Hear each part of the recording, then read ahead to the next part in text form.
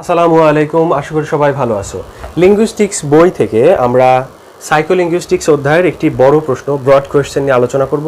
এই বইয়ে 214 পৃষ্ঠাতে what is monitor model, what implications does it have for L2 টিচিং। তো এই L2 টিচিং এর ইমপ্লিকেশনসটা এটা তোমাদের যাদের নেই তাদেরও এই ভিডিওটা কাজে লাগবে, অসুবিধা নেই। আমরা মূলত মনিটর মডেল থিওরিটাকে বিস্তারিত এখান থেকে পড়ব এবং আলোচনা করব এবং তোমাদের সামনে সহজ করে উপস্থাপন করার চেষ্টা করব। তো এর আগের ভিডিওতে আমি সাইকোলিঙ্গুইস্টিক্স অধ্যায়ে মনিটর সম্পর্কে একটুখানি বলেছিলাম।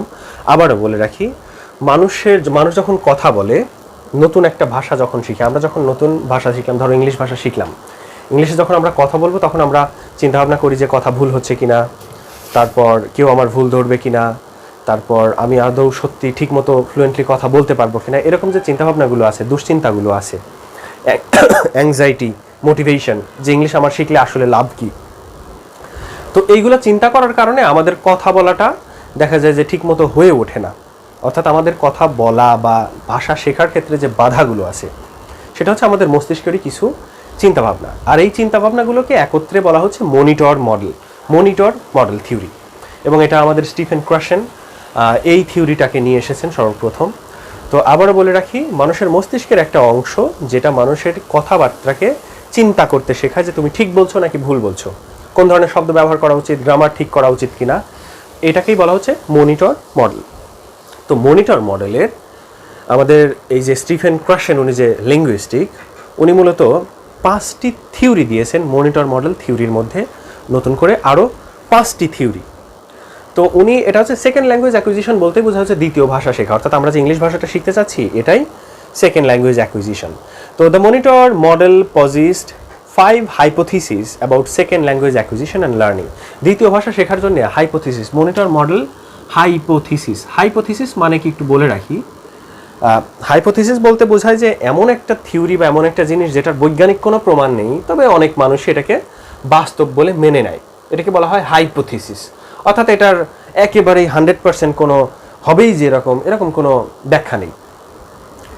তো এগুলোকে বলা হচ্ছে হাইপোথিসিস, অনেকটা থিওরি টাইপের। তো ওনার যে 5টা হাইপোথিসিস, তার প্রথমটা হচ্ছে অ্যাকুইজিশন অ্যান্ড লার্নিং হাইপোথিসিস। প্রথমটা হচ্ছে অ্যাকুইজিশন লার্নিং হাইপোথিসিস। দেখো, লার্নিং জিনিসটা আমরা সবাই জানি। লার্নিং মানে হচ্ছে কোনো কিছু শেখা। আমরা ইংলিশ ভাষা শিখতে চাই, এটাও আমরা লার্নিং বলতে পারি। আবার অ্যাকুইজিশন মানে অর্জন করা।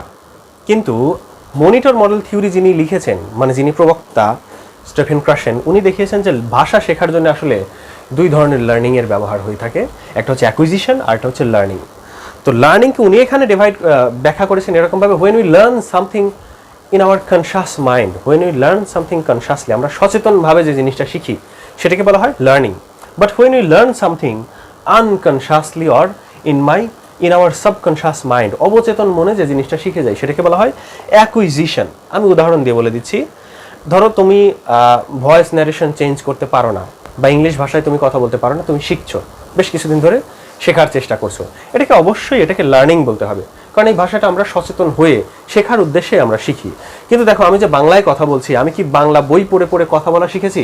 আমি কিন্তু বাংলায় কথা বলা বা বাংলায় লেখা কিন্তু এত কষ্ট করে, লেখাটা আলাদা, বাংলা কথা বলা বা বাংলা কথাগুলো যে আমি যে বুঝি, এটা কিন্তু আমি এতটা মোটিভেট নিয়ে বা বই পড়ে পড়ে শেখার চেষ্টা করিনি।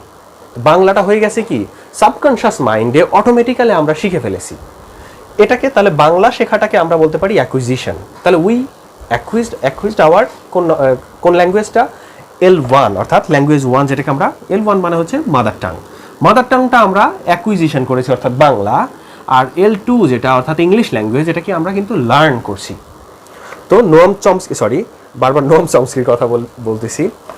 স্টিফেন ক্রাশেন উনি প্রথম যে থিওরিটাই দিয়েছেন সেটা হচ্ছে যে আমাদের অ্যাকুইজিশনটা হচ্ছে মাতৃভাষা ছাড়া আমরা যত দুনিয়ার ভাষা শিখি সবই লার্নিং হয়ে যায়, কারণ ওটা আমাদের সচেতন হয়ে ইচ্ছা করে কষ্ট করে শিখতে হয়। মাতৃভাষা আমাদের ইচ্ছা করে কষ্ট করে শিখতে হয় না। তো এই যে 2 ধরনের শেখা, আমরা কিন্তু এতদিন জানতাম যে ভাষা শেখা তো শেখাই, বাংলা শেখাও যা, ইংলিশ শেখাও তাই।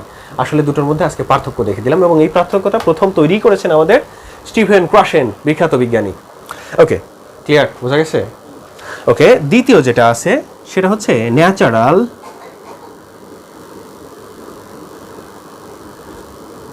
Order hypothesis. হাইপোথিসিস সেই থিওরি, ন্যাচারাল অর্ডার বা প্রাকৃতিক অর্ডার বা ধাপ, এখানে আমরা শৃঙ্খলা কথাটা বলবো না, এটা আসলে ধাপ হবে। 214 পৃষ্ঠা থেকে আমরা পড়ছি। আমি বলবো যে ভিডিওটা দেখার পর তোমরা পারলে একবার একটু রিডিং পড়ে নিও। তো ন্যাচারাল অর্ডারে আমাদের ক্রাশেন বলেছে, স্টিফেন ক্রাশেন বলেছে যে একটা শিশু বাচ্চা যখন ভাষা শিখে, মাতৃভাষা শিখে, সে কোন জিনিসের পরে কোন জিনিস শেখে সেটা একটা প্রাকৃতিক অর্ডার থাকে বা প্রাকৃতিক একটা ধাপ থাকে, একটার পর একটা শেখে। যেমন তুমি যদি একটা শিশু বাচ্চার কথা বলো, দেখবা যে একটা ছোট একটা বাচ্চাকেও তুমি যদি বলো যে তুমি কি এটা চাও, ও বলবে না, হ্যাঁ, হ্যাঁ অথবা না তারা বলতে পারে। কোনটা চাও অ্যান্সার করতে পারবে শুধু ওইটা, ও বলতে পারবে না যে আমি ওইটা চাই, যার বয়স ধরো 2-3 বছরের কম, কিন্তু হ্যাঁ না বলতে পারে। তো এটাকে ইংরেজরা বলছে যে they learn first yes no question, বা হ্যাঁ নাতে যে প্রশ্নগুলোর অ্যান্সার করা যায় সেগুলো তারা প্রথমে শিখে। ভার্ব ব্যবহার করা তারা কি করে, পরে গিয়ে শিখে। ভয়েস চেঞ্জিং আমরা কি বাংলাতে পারি? আমরা কিন্তু বাংলাতে যারা পড়ি নাই তাও এমনিতেই পারি অনেক সময়, তোমাকে যদি ভালো করে দেখে দেখবো যে হ্যাঁ এটা তো পারি। তো বাচ্চারা, ইংরেজ যারা নেটিভ বাচ্চা আছে তারা ভয়েস চেঞ্জ করেও লিখতে পারে বা বলতে পারে কথা, কিন্তু দেখা যাবে যে এই জিনিসটা হচ্ছে তারা একটু ম্যাচিউর হওয়ার পরে বা একটু কিছুদিন বয়স হওয়ার পরে তারা পারে। কিন্তু প্রথম দিকে কি পারে, প্রথম দিকে তারা ইয়েস নো কোশ্চেন্সটা শিখে যায়, তারপর ছোট ছোট শব্দ তৈরি করা বা ছোট ছোট সেন্টেন্স তৈরি করা শিখে যায়, গ্রামাটিক্যাল মিস্টেক্সগুলো একটু বেশি থাকে প্রথম দিকে, তারপর ট্যাগ কোয়েশ্চেনগুলো তারা করতে পারে, করবে কি না, হ্যাঁ এরকম ট্যাগ কোয়েশ্চেন তারা করতে পারে। তো ন্যাচারাল অর্ডারে আমাদের দেখায় যে একটা ভাষা শেখার সময় একটা বাচ্চা বা যে ভাষাটা শিখছে সে যে ধাপগুলো শিখবে, প্রথমে কোন জিনিসগুলো শিখবে, প্রথমে বেসিক ভোকাবুলারিগুলো শিখবে, তারপর ইন্টারমিডিয়েট ভোকাবুলারিগুলো শিখবে, তারপর তোমার এক্সপার্ট ভোকাবুলারিগুলো শিখবে। প্রথমে কেউ এক্সপার্ট ভোকাবুলারি শিখে না, এটারও একটা অটোমেটিক্যালি কি বলে অর্ডার আছে, ধাপ আছে। এরপরে আমাদের যেটা আছে সেটা হচ্ছে মনিটর হাইপোথিসিস। মনিটর মডেলের যদিও এই 5টা হাইপোথিসিস, তার মধ্যে মনিটর নিজেই একটা হাইপোথিসিস। মনিটর হাইপোথিসিস, মনিটরটা কি বলছিলাম, ব্রেনের একটা অবস্থা যেটা আমাদের চিন্তা করতে শেখায় যে আমরা ভুল বলছি কিনা, আমাদের কথাগুলো সঠিক হচ্ছে কিনা, গ্রামাটিক্যাল মিস্টেক্স হচ্ছে কিনা। এই চিন্তাভাবনা করার কারণে আমরা বলছিলাম যে আমাদের কথা বলা বা আমাদের ইংলিশ শেখাটা আরেকটু বাধাগ্রস্ত হয়। তো এই অংশটাকে বলা হচ্ছে মনিটর। তো মনিটরের আবার এখানে বেশ কিছু কন্ডিশনের কথা বলছে যে মনিটরটা আমরা কখন কখন বা কোন ধরনের সময় ইউজ করা দরকার। প্রথমটা হচ্ছে মনিটর ব্যবহার করতে গেলে কিন্তু তোমার টাইম লাগবে। আমি যদি ইংলিশে যদি দুর্বল হয়ে থাকি, আমি যদি দুটো সেন্টেন্স তোমাকে ইংলিশে বলতে চাই, আমাকে প্রথমে মনে মনে ভাবতে হবে যে এইভাবে আমি সেন্টেন্সগুলো বলবো, তাহলে আমার টাইম লাগবে, অর্থাৎ ফ্লুয়েন্টলি আমি কিন্তু তখন কথা বলতে পারবো না। দ্বিতীয়টা হচ্ছে ফোকাস অ্যান্ড ফর্ম, অর্থাৎ আমি যে কথাটা বলবো আমার মনিটর বা মস্তিষ্কের ওই অংশটা ওই কথাটার দিকে ফোকাস করবে যে আমি আদৌ ঠিকঠাক বলছি কিনা, কেউ সেই কথাটা বুঝতে পারছে কিনা বা ভুল ভ্রান্তি ধরবে কিনা, এরকম একটা ব্যাপার, ওই ব্যাপারটাতে আমি ফোকাস করব। আর দ্বিতীয়টা হচ্ছে নো দ্য রুল। এখন একেবারেই যে ইংলিশের কিছুই জানে না তাকে যদি আমি ইংলিশে একটা সেন্টেন্স বলতে বলি সে কিছুই পারবে না। সে যদি একটু হলেও রুলস জানে তাহলে কিন্তু সে বলতে পারবে। তোমাদের পরীক্ষার জন্য ভিডিও দিচ্ছি, এশার আজান পড়ে গেল, অল্প কিছুক্ষণ আর ভিডিও করব। ফিরে এলাম এশার আজানের পর। আমরা মনিটর হাইপোথিসিস নিয়ে কথা বলছিলাম। মেইন পয়েন্টসগুলো বলে রাখি। মনিটর হাইপোথিসিসটা মূলত মনিটর ইউজ করা যে এটা আমাদের লেখার সময়, রাইটিংয়ের সময়, থিসিস পেপার করার সময় বা বই লেখার সময় মনিটরটা আমরা খুব বেশি ব্যবহার করতে পারি। কারণ মনিটর ব্যবহার করলে আমরা চিন্তা করবো বেশি, আমাদের লেখাগুলোর মধ্যে আরও অ্যাকিউরেসিটা বেশি হবে, যথার্থতাটা বেশি হবে। কিন্তু কথা বলার সময় মনিটর খুব বেশি ব্যবহার করা যাবে না, কারণ বেশি মনিটর কথা বলার সময় ব্যবহার করলে কথায় আটকে যাবে বেশি, ফ্লুয়েন্সিটা কমে যাবে। তো কথা বলার সময় there should be a balance between monitor and your fluency, that means কি বলে অ্যাকিউরেসি এবং ফ্লুয়েন্সির মধ্যে একটা ব্যালেন্স থাকতে হবে। কিন্তু আপনি যখন বাসায় বসে নিশ্চিন্ত মনে একটা জিনিস লিখবেন, একটা কবিতা লিখবেন, সেখানে আপনি চাইলে মনিটর যা ইচ্ছা যত ইচ্ছা ব্যবহার করতে পারেন। তো পরবর্তীতে আমরা যে আরও একটি পয়েন্টস পাই তা হচ্ছে ইনপুট হাইপোথিসিস, চতুর্থটা। ইনপুট হাইপোথিসিস, এখানে একটা ব্যাপার আছে হচ্ছে I+1, দেখা যায় ইনপুট হাইপোথিসিস। তো ইনপুট হাইপোথিসিসটা হচ্ছে একটা ল্যাঙ্গুয়েজ ক্লাসে, ভাষার ক্লাসে আমি যখন স্টুডেন্টসদেরকে ভাষা শেখাবো, খেয়াল করুন, আমি ধরেন আপনাকে ভাষা শেখাচ্ছি, কালকে আপনাকে যেটা শেখাইছি আমি যদি আজকেও এসে একই কথাই বারবার বলতে থাকি, স্টুডেন্টরা কি ক্লাসে আগ্রহ ফিল করবে?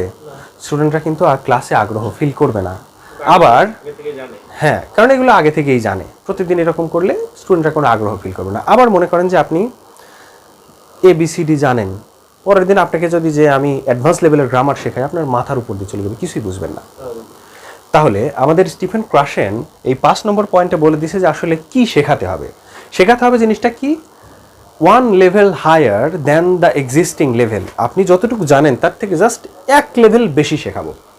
অর্থাৎ গতকালকে যেটা শিখাইছি আজকে এসে সেটাও কথা বলবো না, আবার অনেক কঠিন কিছু নিয়েও আলোচনা করবো না। গতকালকে যা শিখেছি তার চেয়ে একটুখানি বেশি ভালো ইনপুট আমি দেবো।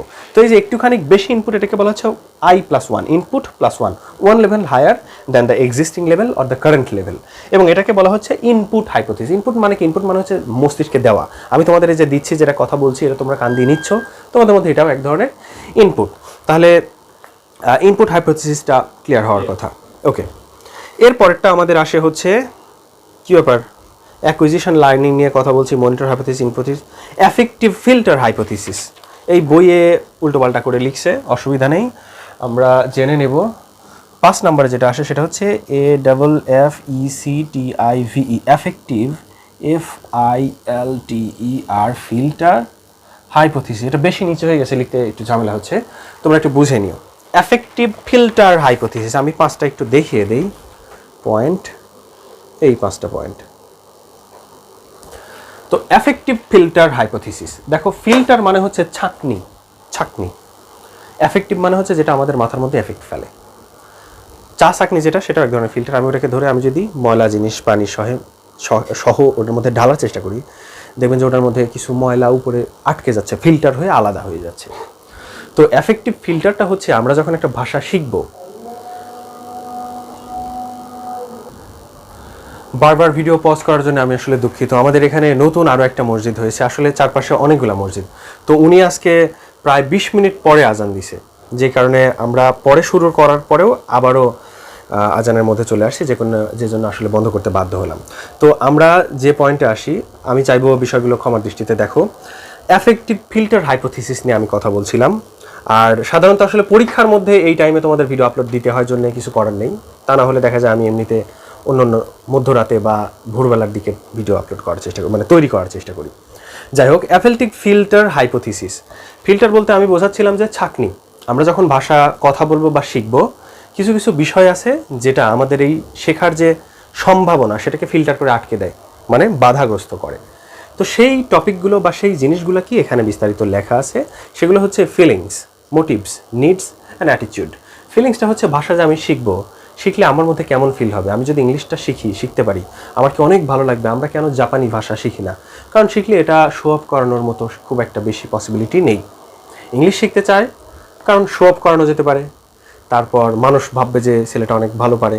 তো এটা হচ্ছে তোমার কি পারপোজ বা মোটিভস, উদ্দেশ্য। আরও অন্যান্য উদ্দেশ্যও থাকতে পারে, তুমি হয়তো বিদেশে যেতে চাও। নিডস, তোমার কতটা প্রয়োজন। চাকরির জন্য যারা দেখবে যে ইংলিশ নিয়ে শেখার জন্য চেষ্টা করছে, তাদের কিন্তু আরও বেশি দরকার। তো অ্যাফেক্টিভ ফিল্টারটা হচ্ছে তুমি একটা ভাষা শিখবে, শেখার ক্ষেত্রে যে জিনিসগুলো তোমাকে নেগেটিভ ইম্প্যাক্ট দিচ্ছে বা ভাষা শিখতে আটকাচ্ছে, সেইগুলোকেই বলা হচ্ছে অ্যাফেক্টিভ ফিল্টার। 4th ইয়ারের বই এটা আরও বিস্তারিত লেখা ছিল। ওখানে লেখা ছিল এরকম যে অ্যাংজাইটি, তারপর টেনশন, দুশ্চিন্তা, এগুলো হচ্ছে মূলত অ্যাফেক্টিভ ফিল্টার। এখানে অন্যরকমভাবে লিখছে, যে এখানে লিখছে হচ্ছে তোমার ফিলিংস, মোটিভস, নিডস, অ্যাটিটিউড। হ্যাঁ, এইগুলো অ্যাফেক্টিভ ফিল্টার। তো এই অ্যাফেক্টিভ ফিল্টারগুলো, এগুলো কি করতে পারে, এটা লার্নারদের যে ইনপুটটা আছে, ইনপুট আমরা যে নিচ্ছি, সেটা আমরা নিয়ে কি করব, হজম করতে হবে। তো কথাগুলো বলতে হবে, বলার ক্ষেত্রে আমাদেরকে বাধা দিচ্ছে বা আটকাচ্ছে আমাদের এই দুশ্চিন্তাগুলো বা ফিল্টারগুলো। অনেকটা মনিটরের মতোই। মনিটর আবার কিছু ফিল্টারের উপর ভিত্তি করে কাজ করে। তো সেই ফিল্টারগুলোকেই বলা হচ্ছে আমাদের অনুভূতি, আমাদের উদ্দেশ্য, আমাদের প্রয়োজন, অর্থাৎ ফিলিংস, মোটিভ, নিডস। তো এগুলো হচ্ছে আমাদের অ্যাফেক্টিভ ফিল্টার। আর এই ফিল্টারের কারণে কি হচ্ছে, আমাদের ভাষা শেখা, লার্নিংটা একটু সাকসেসফুল হতে বেশি টাইম নিচ্ছে, বা আমরা সাকসেসফুল হতে সহজে পারছি না। তো ক্লিয়ার? ওকে, আলহামদুলিল্লাহ। ভালোভাবে ক্লিয়ার হয়ে গেলেই খুশি। তাহলে আমরা মনিটর মডেল নিয়ে জেনে গেলাম, আর এখানে যে বাকি যে অংশটুকু আছে হোয়াট ইমপ্লিকেশনস, এটুকুর দরকার নেই। মনিটর মডেল থিওরি নিয়ে বা হাইপোথিসিস নিয়ে আমাদের বিস্তারিত ভিডিও করা হয়ে গেছে। এই চ্যাপ্টার নিয়ে একটা সামারি ভিডিও দেওয়া ছিল প্রথম দিকেই। এছাড়াও লিঙ্গুইস্টিক্সের আরও 5টি ভিডিও দেওয়া আছে, তোমরা চ্যানেলে গিয়ে লিঙ্গুইস্টিক্স প্লেলিস্ট থেকে দেখে নিতে পারো। এছাড়াও আমি আরও কিছু ভিডিও আপলোড করব, তো সেই ভিডিওগুলো আপডেটেড রেগুলার পাওয়ার জন্য আমি বলবো তোমার সুন্দর হাতের সুন্দর আঙুল দিয়ে ভিডিওতে একটা সাবস্ক্রাইব করে রাখবা চ্যানেলে, এবং ভিডিওতে লাইক দিয়ে রাখবে, তাহলে আমি অনেক খুশি হব। কমেন্ট করলে আরও বেশি খুশি হব। ভালো থেকো, সুস্থ থেকো, আল্লাহ হাফেজ।